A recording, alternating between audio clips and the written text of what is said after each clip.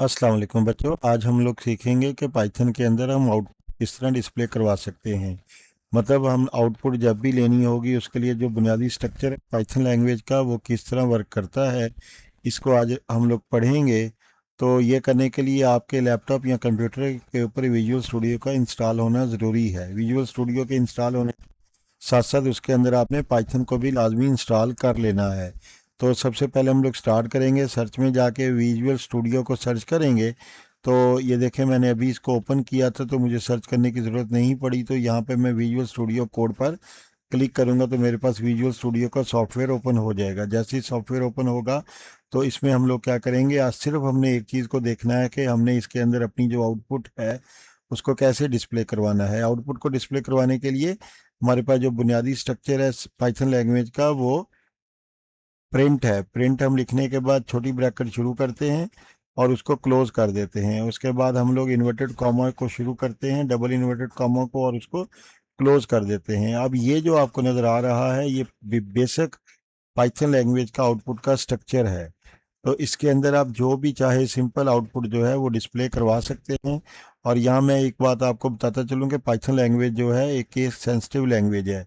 इसका मतलब ये होता है कि अगर यहाँ पे मैं बड़ा पी कर दूंगा तो मेरी पाइथन लैंग्वेज इसको एरर शो करेगी। ये देखें, तो ये जो मैंने बड़ा पी किया है तो इसके नीचे आप अगर गौर से देखें तो मेरी येलो कलर की लाइन आ रही है। इसका मतलब ये हुआ कि इसमें कोई एरर है। तो एरर यही है कि पी मैंने कैपिटल लिख दिया तो इसको स्मॉल लिखूंगा तो ये एरर बिल्कुल ठीक हो जाएगा।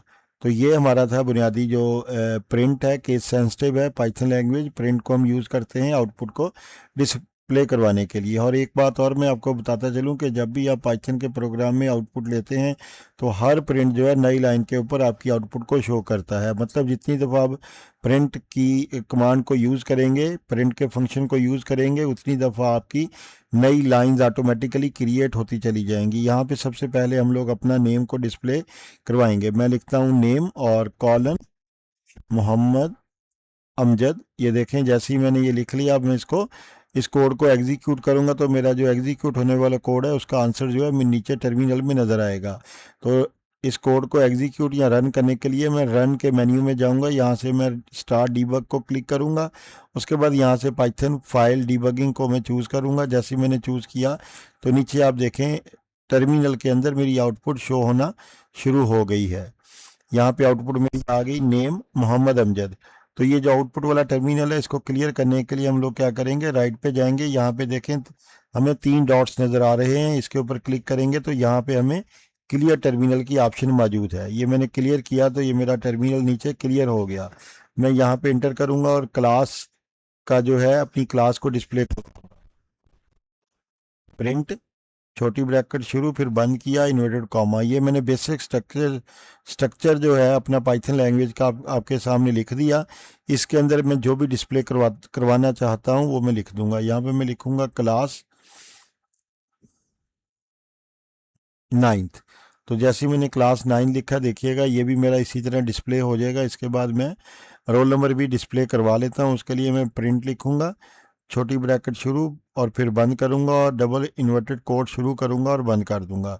इसके अंदर मैं अपना रोल नंबर लिखूंगा और उसके बाद में कॉलन दूंगा और यहाँ पे मैं 7 लिख देता हूँ।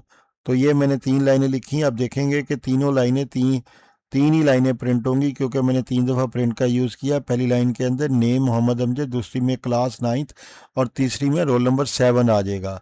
तो जैसे ही मैं इस कोड को एग्जीक्यूट करूँगा तो ये मेरा कोड एग्जीक्यूट होने के बाद आउटपुट नीचे टर्मिनल के अंदर शो हो जाएगी। इस कोड को रन या एग्जीक्यूट करने के लिए मैं F5 की कमांड भी इस्तेमाल कर शॉर्टकट की भी इस्तेमाल कर सकता हूँ। मैं F5 प्रेस करता हूँ। अब आप ये देखें नीचे मेरे पास तीनों लाइनें जो है name Mohammad Amjad, class 9th और रोल नंबर 7 प्रिंट हो चुका। मैं टर्मिनल को दोबारा रेज करूंगा। रेज करने के लिए 3 डॉट्स पे जाऊंगा राइट साइड पे और यहाँ से क्लियर टर्मिनल को क्लिक कर दूंगा। यहाँ पे फिर मैं अपने स्कूल का नाम लिखूंगा।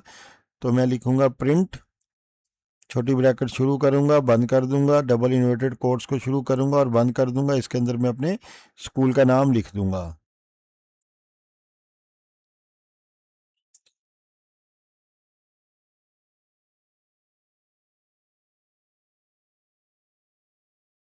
गवर्नमेंट हाई स्कूल मॉडल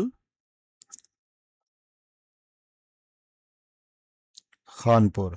तो ये मैंने अपने स्कूल का नाम लिख दिया। अब मैं इस कोड को रन या एग्जीक्यूट करने के लिए शॉर्टकट की F5 प्रेस करूंगा कीबोर्ड से। जैसे ही मैंने F5 को प्रेस किया तो बच्चों देखें नीचे टर्मिनल पे मेरी जो आउटपुट है वो आपको नज़र आ रही है। Name Mohammad Amjad, class and so on, 4 लाइनें डिस्प्ले हो चुकी। तो ये सिंपल वे है पाइथन लैंग्वेज के अंदर सिंपल आउटपुट लेने के लिए प्रिंट कमांड का इस्तेमाल या प्रिंट फंक्शन का इस्तेमाल आप लोगों ने कैसे करना है। तो प्रिंट फंक्शन का इस्तेमाल करने के लिए ये तरीका जो मैंने आपको बताया आप इसी को अडॉप्ट करेंगे और F5 की प्रेस करके, शॉर्टकट की प्रेस करके अपने इस कोड को एग्जीक्यूट कर लेंगे। ये आज का हमारा लेक्चर यहीं तक ख़त्म होता है कि हमने आउटपुट फंक्शन के अंदर हमने प्रिंट फंक्शन को किस तरह यूज़ करना है।